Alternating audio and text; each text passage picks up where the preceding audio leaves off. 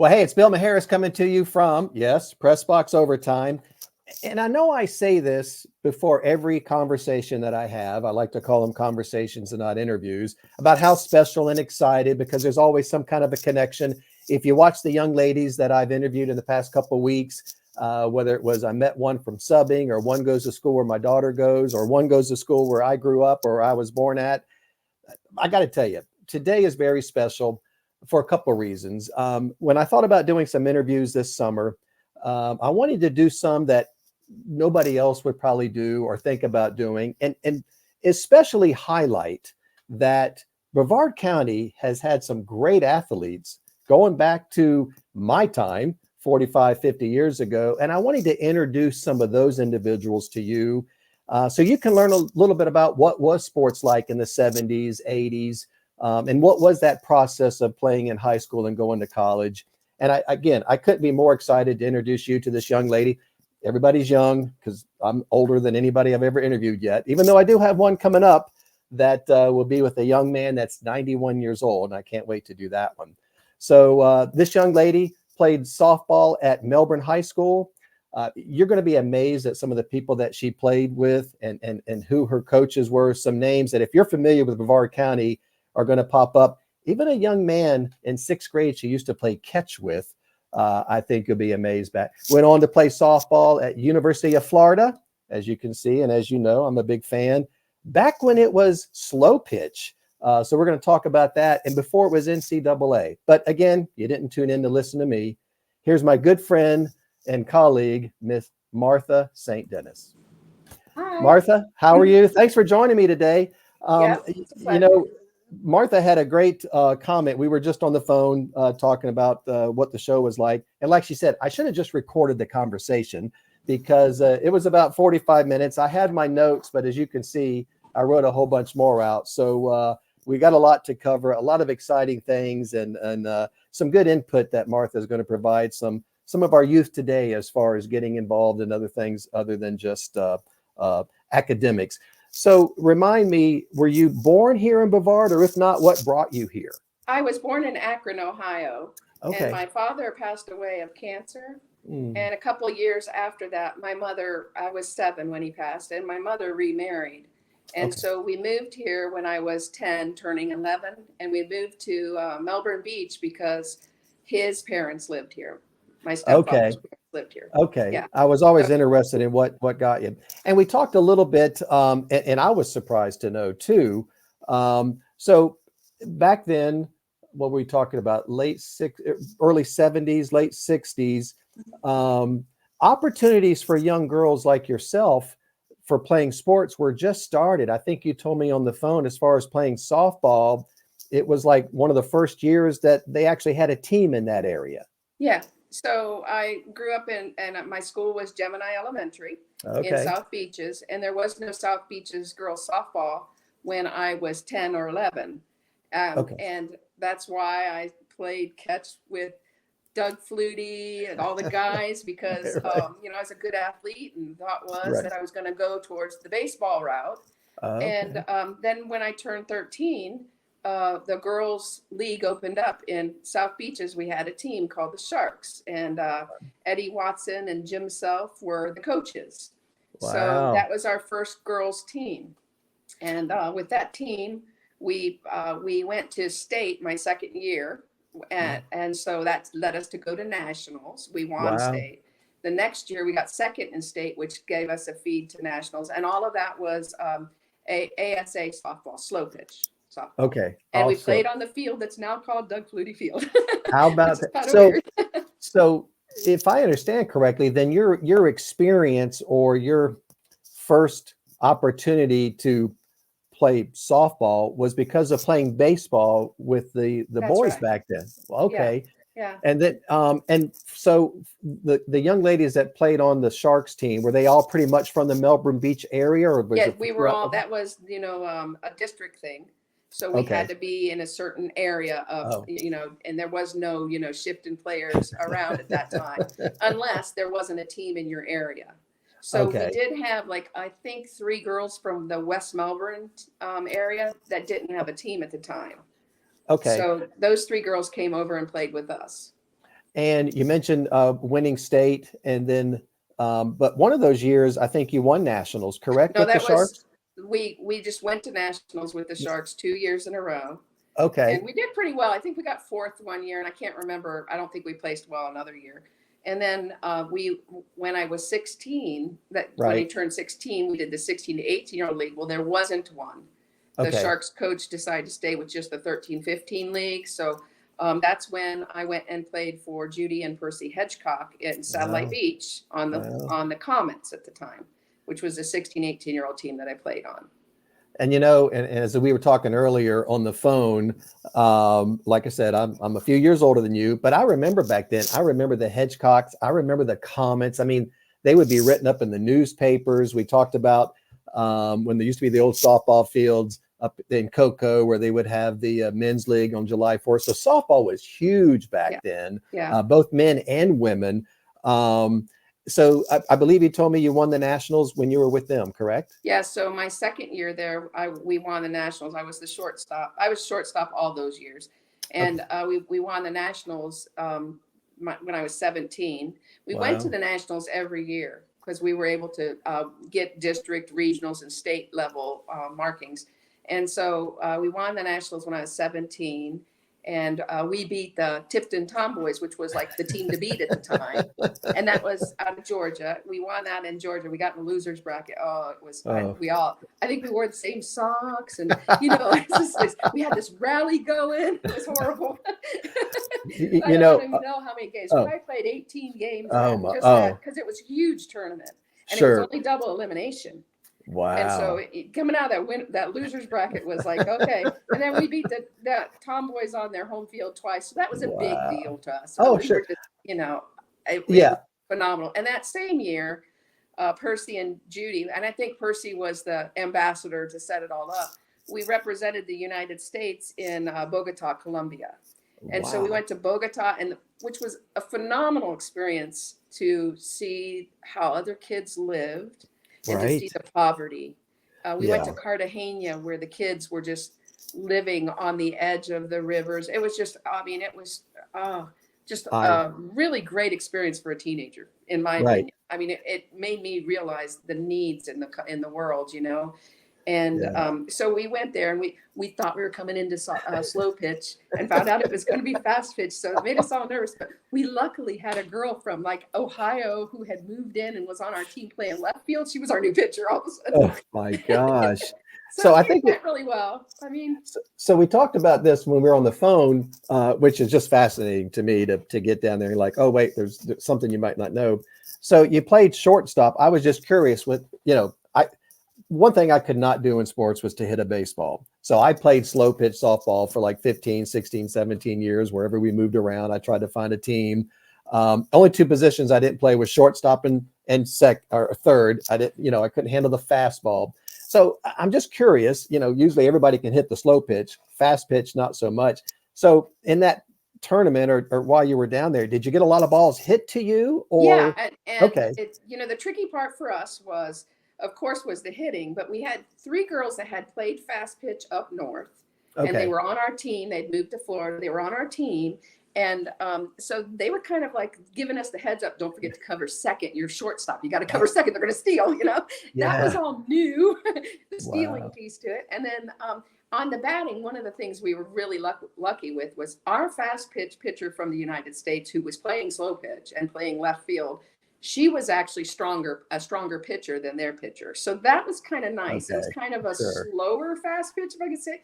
So we just really had to adjust our bats. I think I struck out once, Wow. and I was really upset because, it's slow pitch. You're not used to striking Yeah. out. No, listen, I struck out one time. I remember the umpire, Mr. Deletry, and I looked back at him like, how could you call me out on that pitch? Come on, coach. And Right. so I have struck out one time in the slow pitch softball. So Yeah. what, you were 18 or 17 during that trip? I believe I was 17. I could have been 16, but I think I was 17.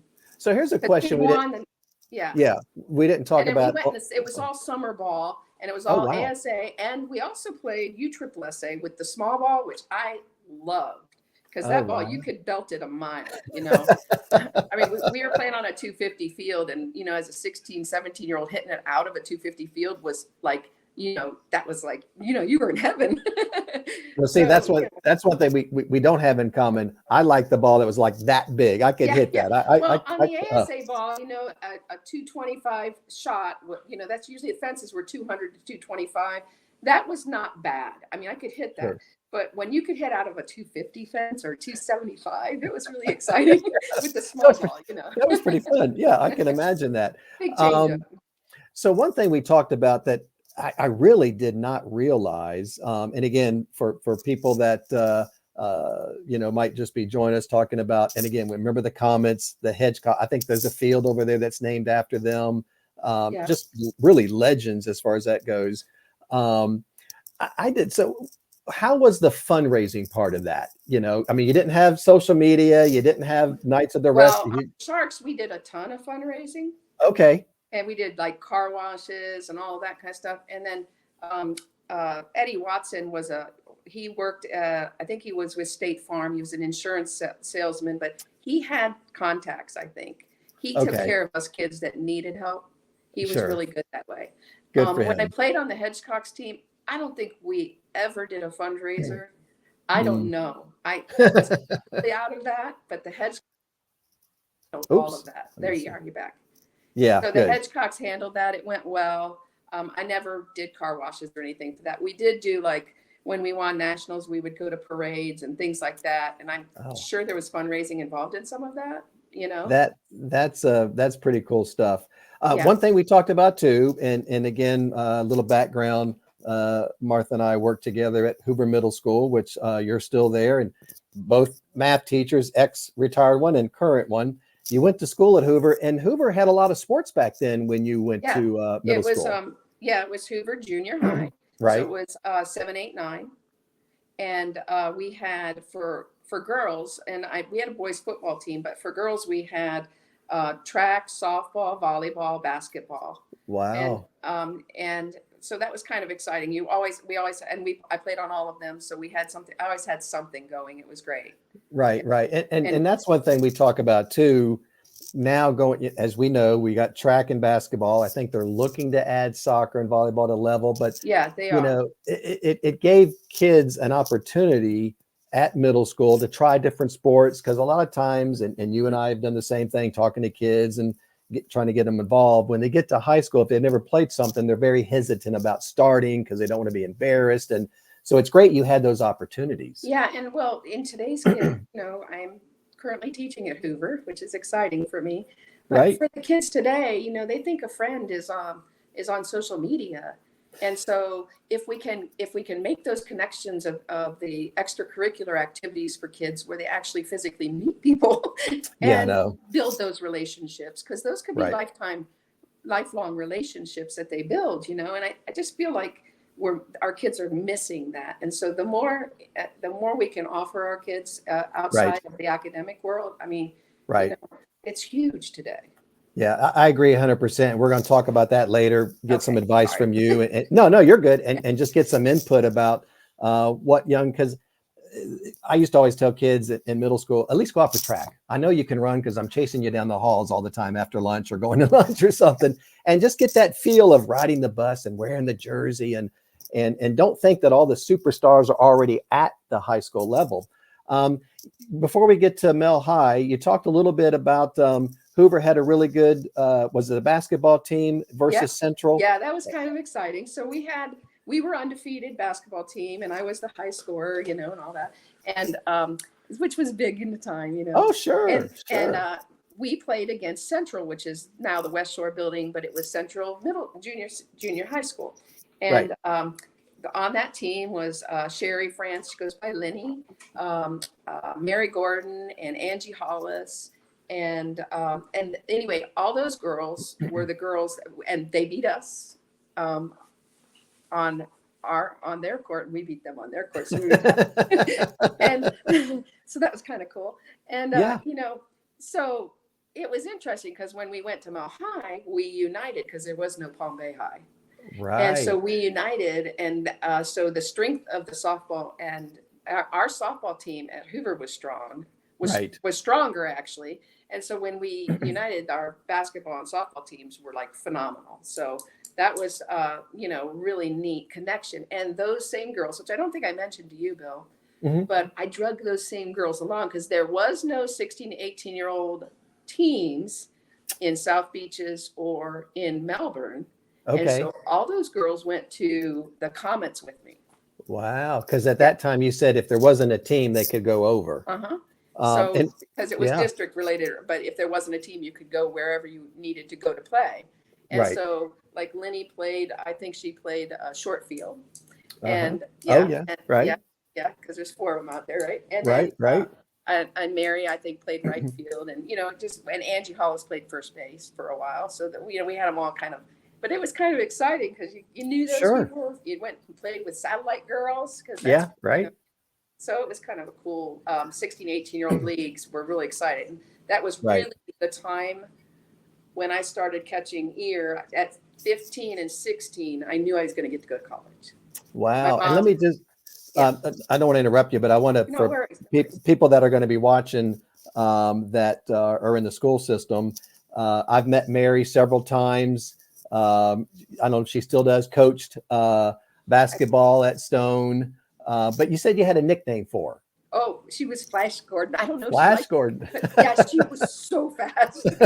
I mean, she could Flash. just hit a little dinker and she was on. That was Yeah, it. she was, if it got past the plate, she was good to Yeah, go. yeah, she was on. You didn't worry about it. She was our lead Wow. off, always our lead off. She was really fast. That's pretty good. So Yeah. you get to Mel High and you got all this great group together. Oh, I got to tell you too. We yeah. had a girl named Jackie Thorpe.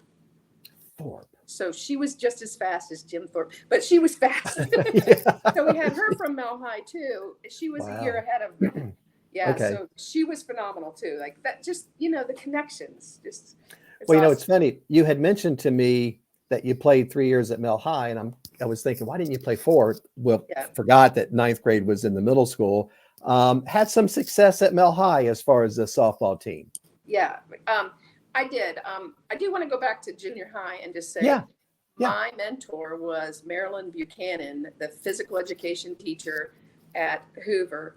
When things were a little rough at home, it wasn't real bad at home, but just anything, she was always there for me. And she was my inspiration to be a teacher because I saw what she did with lives, and I wanted to be a part of that. When I went to college, I knew because of Marilyn.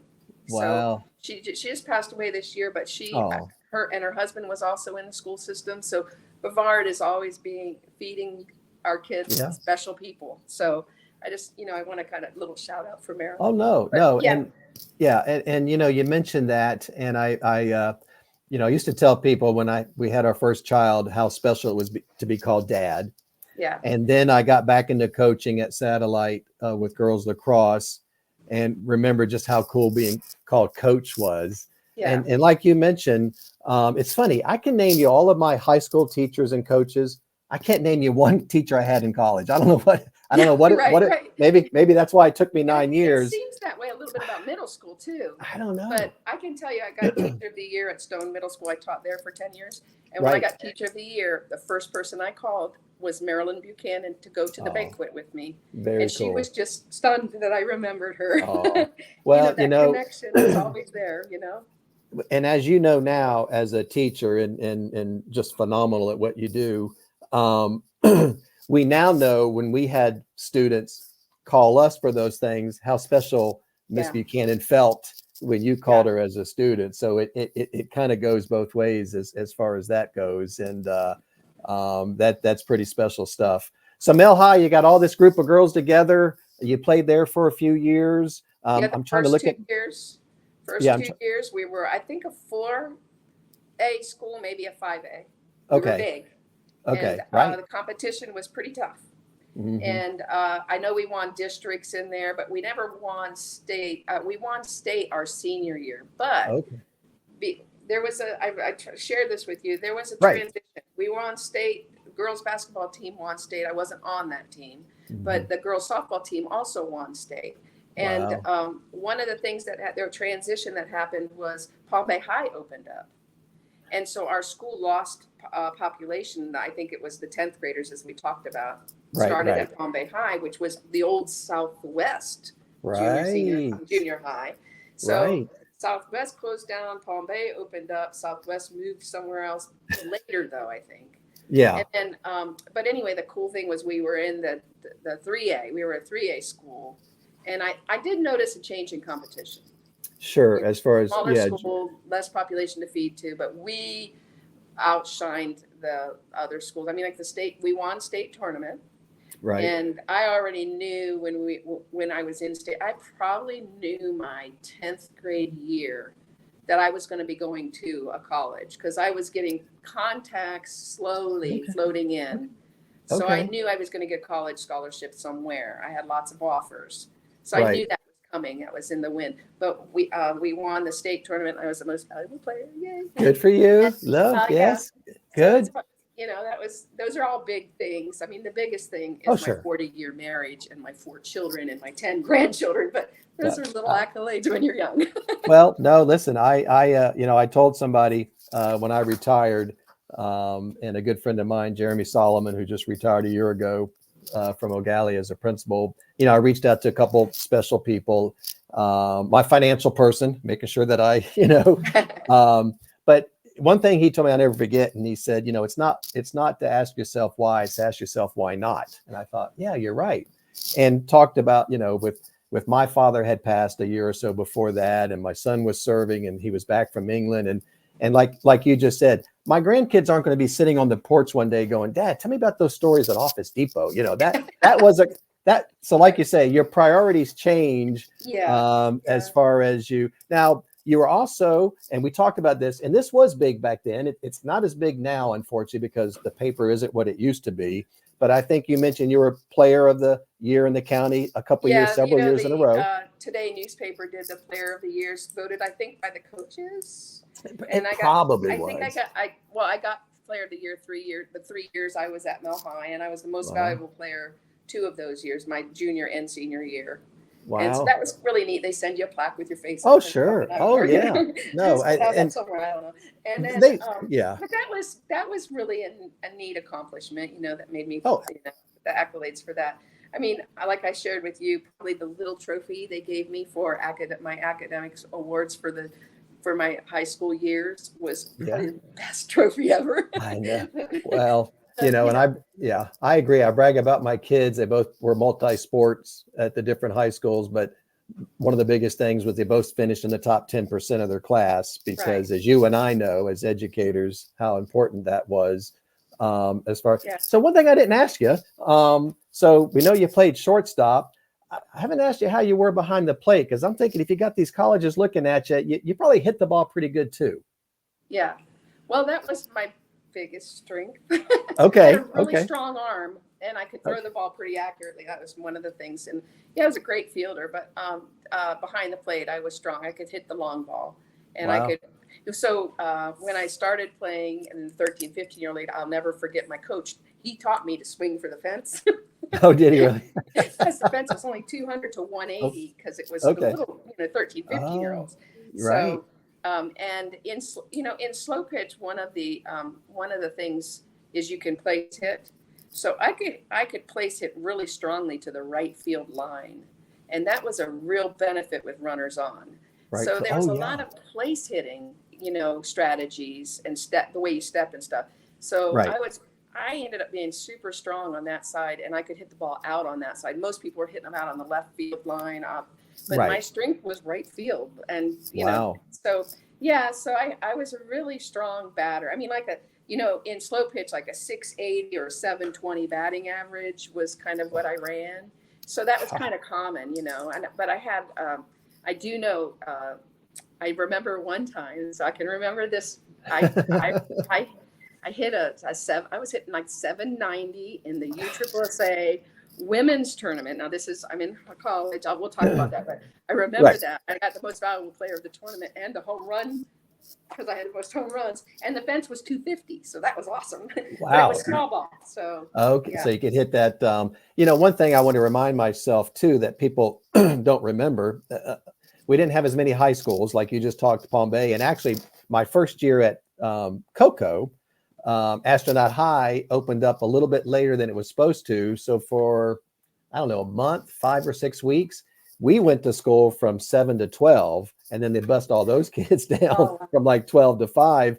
But Cape Coast Conference was a little different back then. I know when Cape Coast first started, like Vero Beach was in the Cape Coast. Were they still Cape Coast Conference back then? They were. Yeah. Okay. Yeah. Yes. Yeah. So there weren't as many teams in the county. Right. Oh, ask you this: of course, you had your districts and regionals and stuff. Was winning the Cape Coast or being the best team in the Cape, was that a big thing back in those days? Oh yeah, yeah. Like that was the goal, to get district championship. And then regionals usually sent us to like the Daytona Beach area. Okay. And then our state tournament was a team from, we also played maybe like a super regionals in Tampa for the softball. I remember specifically driving those lengths in a school bus. With all the safety equipment, the seat belts and all that. Yeah. Right. And then the other thing is then when we actually played the state tournament, somehow the state tournament ended up on and we played on Fee Avenue. Wow. Oh yeah, I played tennis there. I'm sorry, it was Florida Ave. Florida. Oh, I know where Florida. That's where because we did not have a field. We had a practice field where the current Mel High girls softball field is. That was a really rough grass practice field, and we didn't have our own field. The boys had their own field, but the girls did not. So we played at Florida Ave. Wow. Yeah. So we'd all pack up after school and run over to Florida Ave. And go there. Yeah. So one thing that surprised me when you and I talked earlier, I really had no idea that this was a big thing back in those days. And the young ladies that I've talked to the past couple of weeks were telling me about social media and promoting. So you mentioned during our phone conversation that even back then, your performance in the club level playing softball drew as much interest from college coaches as your high school play. Yeah, I think my first knowledge of that was Marilyn Buchanan said something to me about a scout, and I was a 9th grader. Wow. So I just didn't really think much about it because, okay. But that was the first real win. I was like 14 or 15 that I figured out, I'm going to get to go to college, because I really didn't have the funds for college. Sure, right. So, so that was kind of an eye opener. They did not approach me, and for some, we talk about this. I don't know how that went, but I don't know that they could or couldn't. But I did get phone calls. I would get a phone call, but it was a prearranged phone call through my parent. Wow. Yeah. So, interesting. Yeah. So I want to talk a little bit, and luckily you decided to go to University of Florida, and I want to read. Like I told you today on the phone, this is the most unprepared I've ever been, because there's just not a lot of stuff out there. I even emailed Florida, got a response, and then I didn't. But anyway, I did find this. So Florida fielded slow pitch softball from 75 to 83 when it was AIAW. And then it went to NCAA in 82 when it moved to fast pitch. But something that a lot of people might not understand, volleyball didn't even start at Florida until 74. Soccer, I think, was 95. So you were kind of there at the time when women's sports was growing. And I guess one of the other unique things, as I put here on the screen, you were there in the middle of changing from. So what was that like, changing from slow pitch to fast? So I wasn't involved so much in that changeover. Here's how it went down. Okay. I feel like, I'm a Christian, so I want to say that. I feel like God's hand is in everything we get and do. I agree. And we were dominant slow pitch in this area and in this region, all the way up into North Carolina. We played East Carolina, North Carolina, NC State. We played all those schools, which were, some of them Tennessee, SEC schools. So, we were playing SEC schools. We were all SEC schools ourselves. So we were playing against each other, but it was under the Association of Intercollegiate Athletics for Women. Right. Because Title IX had just been going through. Right. And so fortunately, my dominant skills of slow pitch were still being played. And this is where I say, this was the grace of God. I was able to transition. The transition of AIAW didn't happen until my my last year there at Florida, I got 3 years in on a full scholarship, paying for everything, my books, my food, my tuition, same as a football player, Good. exactly the same. And Wow. so I never paid a dime to go to school. Good for you. Yeah, and I got 3 years there, and they were going to eliminate because of NCAA and AIAW had to merge, or we had to be under one heading. We couldn't be two because it wasn't fair to the boys now. Right. So they had Wow. to make sure that it all aligned. So all of everything I have from Florida is NCAA. Wow. So Oh, they didn't okay. even recognize AIAW. We were just an NCAA slow pitch team. That's how we were put out there, and that's what we Wow. thought. And it was just that region, that southeastern region of teams Right. playing. You know, So and a lot of us that follow sports, you know, when you say AIAW come to mind, when we watch the women's basketball and they talk about the early champions, I think like Louisiana Tech and something, right, that was all AIAW right, up until, like you say, about the 80s or so, or early right. 80s. So that, I guess for women's sports, that must have been the only thing, was that So umbrella. yeah, so I feel fortunate, but you have to remember, like, I was going to go back to school on a scholarship as an athletic trainer for the boys football team. Oh, wow. And I didn't go back because I met my husband. And so That's good. That's a good reason. that was way better. Yeah, I mean, it's been 40 years. So, and, you know, like I said, I think Good God for you. moves in great ways. And so, you know, I got 3 years of education, but remember the girls that didn't have those offers, that Right. weren't finished. I don't know what happened to some of those girls. They lost their scholarship instantly Wow. because of the two becoming one with NCAA and AIAW. So I don't know how that all transitioned for some girls. For me, I was set to go back. I had Right. the scholarship set up, Right. but you know, I just always wondered how that would happen to some of the girls I played ball with that were So still there.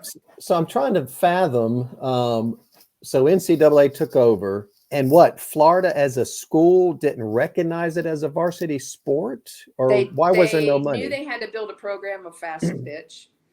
So they Oh, removed softball from their programs completely. And okay. I know you said there was volleyball at Florida. I don't remember our volleyball team, to be honest with you. So Yeah. I think they added volleyball when they removed softball. I think volleyball got placed in first, and then softball came behind it. And I'm not, like we talked about, I'm Right. not sure Right. the years they brought softball back.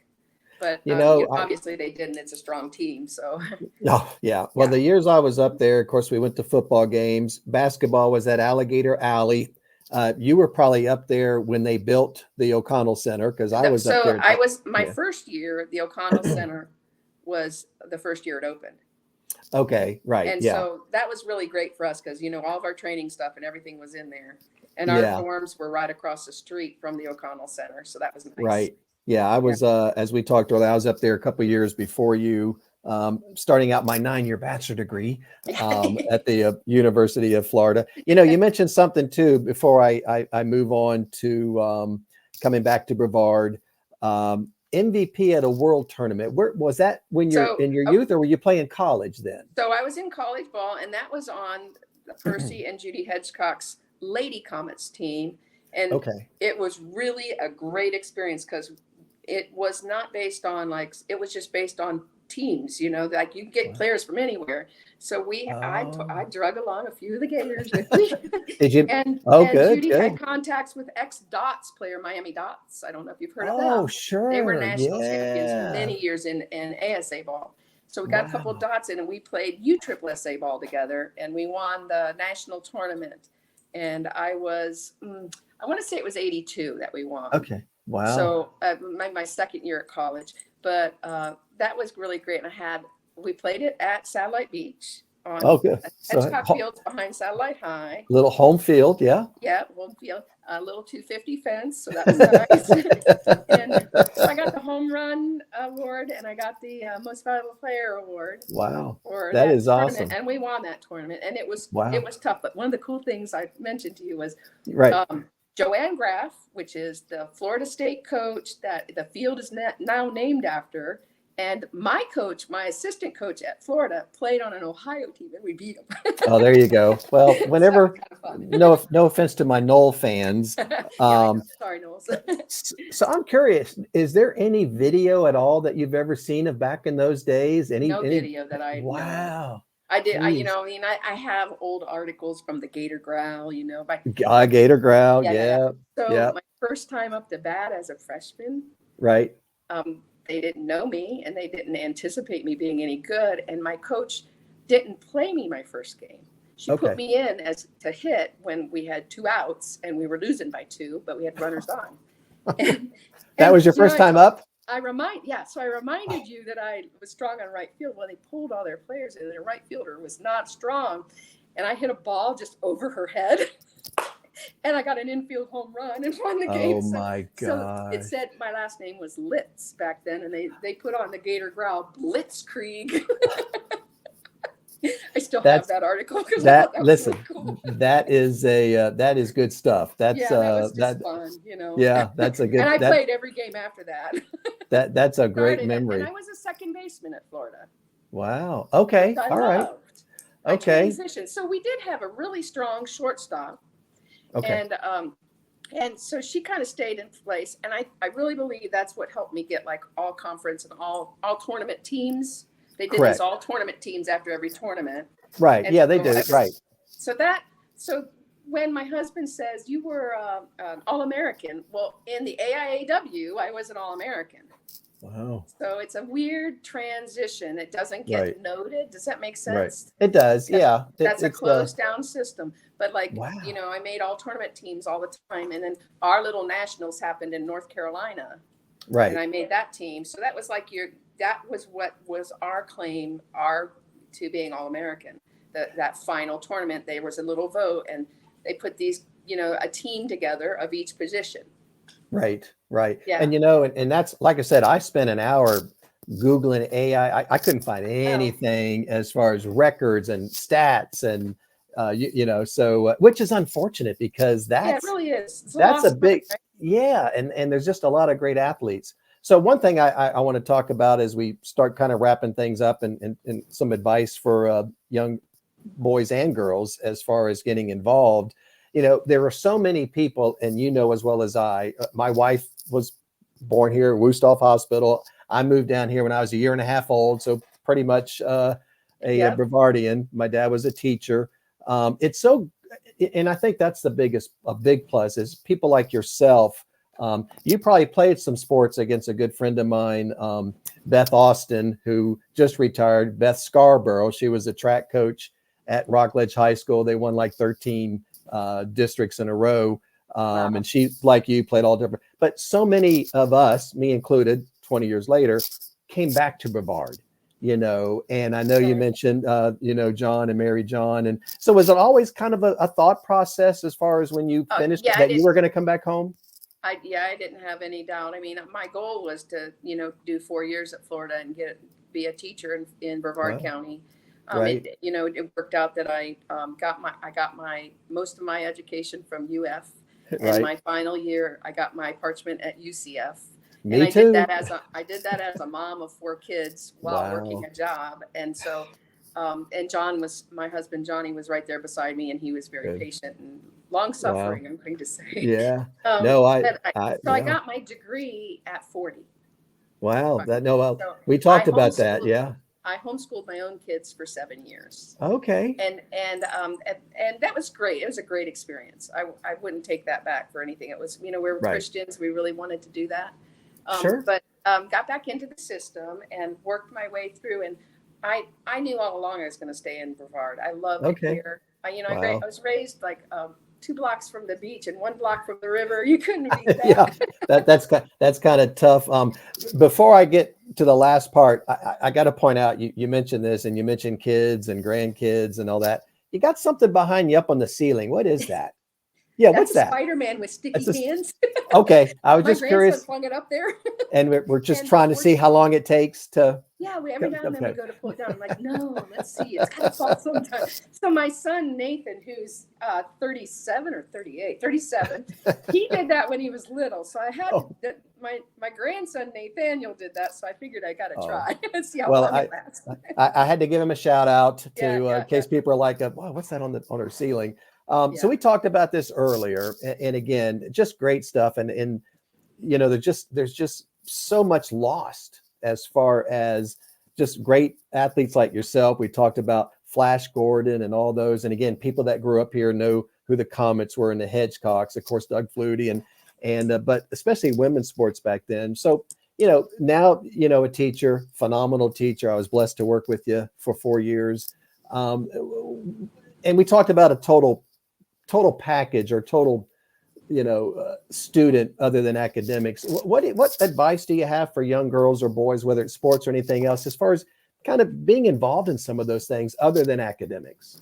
Yeah, I feel like, it really is the connection. We have, there's so many extracurriculars for kids. And, we always think we teachers specifically are pushing academics. Oh, you shouldn't be doing that. You need to get on your grades. But no, like that was my saving grace as a kid, Right. Um, Right. and so it was just super important that I feel like that's what keeps kids going, the endorphins that it creates, and even Right. just the connections. Like I said, the Right. electronic connections today, they think that's a friendship, and I know. just I don't know, it just seems like that's the way to go, and I just have so many relationships from it. Right. No, I agree. It's on my press box overtime Twitter, and then I took back the Cape Coast Conference. Young lady that took it over after I retired. I said, well, let me, I have a little time in my hands. Let me. So I'm getting a lot of kids that are joining the Cape Coast Conference Twitter account, and what I love is they're posting their GPAs and their 4.0 and 3.5 and 3.0, Right. and which is good. So not only do they see the importance of academics, but yet they're still involved in Yeah. the sports. Yeah. It was my driving force. And I think when you excel in one area, Mhm. it makes all the areas of your life excel. You excel at all the areas of your life. It's not just in that sport. You start to excel as an academic student if you're Right. excelling, and it pushes you to want to excel. I mean, well, especially girls back in the day, you needed to have good grades. Right. So what do you, being at the middle school level, and again, not, we talked earlier about they're going to add some sports, et cetera, and hopefully that goes. What advice do you, and I used to have the same thing, kids coming up to me, and I could tell they liked athletics, but they're a little bit shy about going to high school. What advice do you have for those students that maybe want to play something in high school, but they don't think they're going to be any good, or they haven't played it yet, that think that all the superstars are there? What kind of advice do you have for them? Well, I think they should just give it a shot. And especially if they have Agreed. another connection going in, another friend or something, I think they should give it a shot. Perfect. We talk about all the accolades that of my career in sports, but I'm even more passionate about my teaching career. Right. I mean, I am 62. I could retire. And I I'm said going to stay in there as long as my Right. health permits, Good because for you. I am very passionate. Passionate about the lives, like Miss Buchanan touched my life. Right. I want to touch kids' lives. I want to be a Right. part of them growing. And, and if their growth is not in mathematics, which is what I teach, I want to encourage them to grow in every area of their life. Right. And Right. so I think that sports, and for me specifically sports, but there are other extracurricular activities they can do besides sports. Correct. I Right. mean, we have this really cool thing called First Watch at our school for Christian students. I just think it's great we have outreaches to all kids. I agree. Right. And I'm like you. And again, everybody know I'm a big sports fan, as you can see behind me. But, whether it's music or ROTC, robotics, Odyssey of the Mind, just something. And like you mentioned, I was blessed. The only coach that ever wanted me to come out was cross country, because I was like 5'2", 120. I said, Coach, I just, if you give me a ball, I'll run. I can't just run. Yeah. Finally, I had a Spanish teacher that talked me into playing tennis, and I played for a couple years. And as you know, whenever you go back to reunions or stuff, your teammates, people in the marching band, that's the group because those are the long lasting, like you mentioned, relationships that Yeah. you build from those extracurricular activities. Yeah. And they're such character builder, the Right. activities that the sports that just built my character, you Well, know?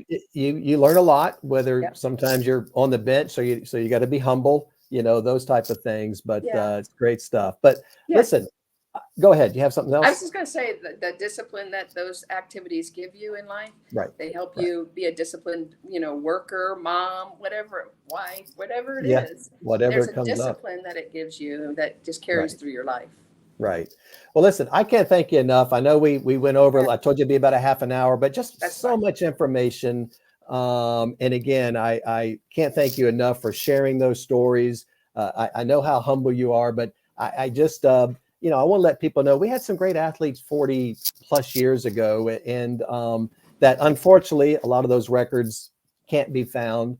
Yeah. And you mentioned the other people that you play with, Mary Gordon, et cetera, that is also back here. And coaches. And I just appreciate you sharing the story, learning a little bit about the AIAW and how all that worked out, and going to Florida and then coming home and marrying John and having 4 kids and building a family. So great stuff. I appreciate it. Have a great school year. I Thanks for will. joining me today, and enjoy the Oh, rest of your summer. always a pleasure talking with you, Bill. All right. Talk to you later. Bye-bye. So that was Martha St. Denis, again, a good friend of mine. Very blessed to have worked with her for 4 years when I was at Hoover. And just a great story, not just about her accomplishments. I mean, listen, how many people play catch with Doug Flutie at elementary school, and playing softball for the Hedgecocks and the Comets? And if you grew up in Brevard, you know who those people are and the success that she had, and some of the other people's names that she was talking about. But not only that, her passion for teaching, knowing that she wanted to be a teacher and wanted to come back to Brevard. And I do think that's why Brevard is such a high level school district, is because we've got so many people that came back home, including myself. Took me 20 years, but I found my way back to Brevard. And just can't thank her enough for the story and the time that she spent with us, and the advice that she gives to young individuals to get involved in something, whether it's a sport, but it's just that whole experience. And she said it perfectly when, that's how you build character. That's how you build, your maturity is, involved with other kids and other things that maybe don't go well. Maybe it goes well. How do you handle that? We know academics is very important, but there's a lot of other things that the schools have to offer, and we hope they get involved. So I want to thank Martha. Again, great conversation. And I certainly wish her the best in the upcoming school year. Hope you enjoyed it. Bill Maharis, Press Box Overtime. Thanks for watching. Remember, sports, it's more than just a game.